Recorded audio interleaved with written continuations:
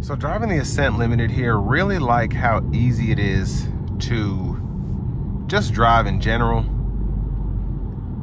It's a very roomy SUV on the inside, but it drives like, not necessarily like an Outback, but pretty close to how an Outback drives, just how easy it is. I feel with just the width and length, everything, it just doesn't feel like a typical SUV.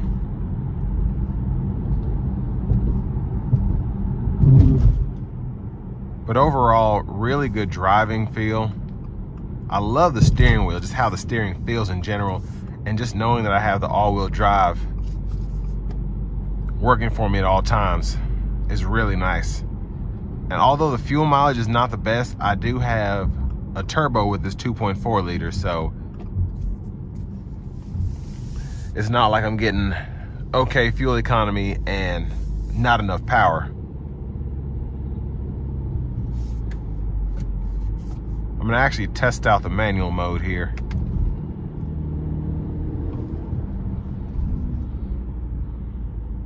Really, really good turbo pull. It takes a minute to spool up, but once it does, it's good to go.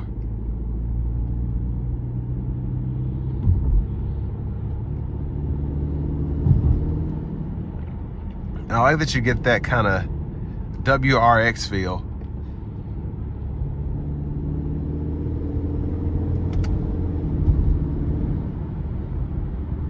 And like I've said before, like I just did the Subaru Outback, and with the all-wheel drive systems, you really don't feel like you're going as fast because you're giving power to all four wheels, not just the front two, not just the back two.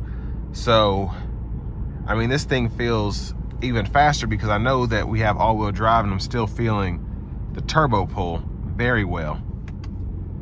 So let's put our foot down.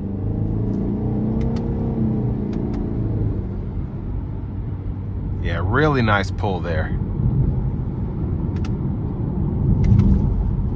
And just really like using the paddle shifters. The paddle shifters are really fun. On a lot of CVTs, they put paddle shifters and it's like, meh, but I really like this system here. And Nissan's is okay. That's kind of my go-to when I think CVTs. But this Ascent just feels a lot more fun behind the wheel, probably because of the turbocharged 4-cylinder.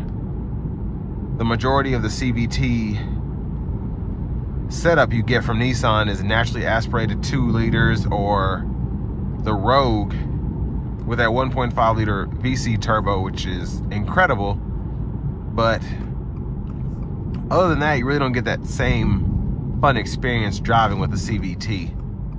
But this Ascent definitely gives it to you. I'm gonna put it back into the normal drive mode now.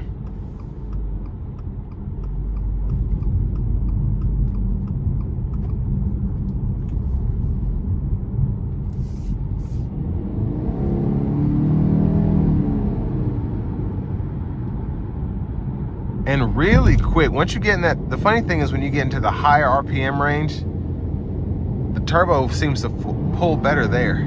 Like right there, feels really, really fast. So I'm not used to that. I'm used to having the best turbo pull in between 2 and 4,000 RPMs, but once you get higher up with this boxer engine, it feels like it pulls you better.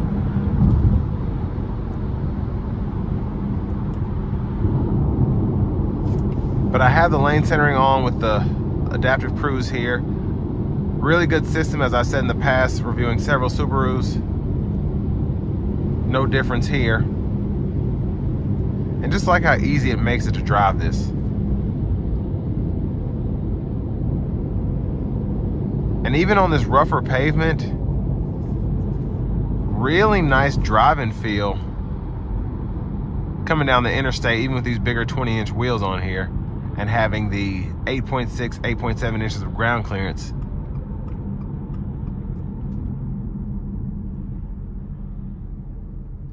And just like I said, it's just really easy to drive this. Now, direct competitors for this Subaru Ascent, of course, are gonna be your larger 3-row vehicles, I should say mid-size 3-row vehicles, the Explorer, the Traverse, probably the Honda Pilot, Toyota Highlander. But the Ascent is in its own group because you get that standard all-wheel drive, but this really drives a lot. I feel like I'm in closer to a Subaru Outback than I am to a Toyota Highlander in this, in a good way. It's just really easy to drive. I don't feel like I'm as up high. I don't feel like the vehicle's as top heavy. It just drives really nicely, and I feel really nimble behind the wheel of this. And for the price at 43 grand, definitely not a bad deal for a 2.4 liter turbocharged 4. You get the CVT, but the CVT does a really good job, as you saw with the paddle shifters. It's really fun to use. But you also get all the standard Subaru safety features, navigation, CarPlay, Android Auto. So definitely something that if you want a Subaru Outback, but you want to be able to haul your kids around, definitely take a look at this 2023 Subaru Ascent Limited.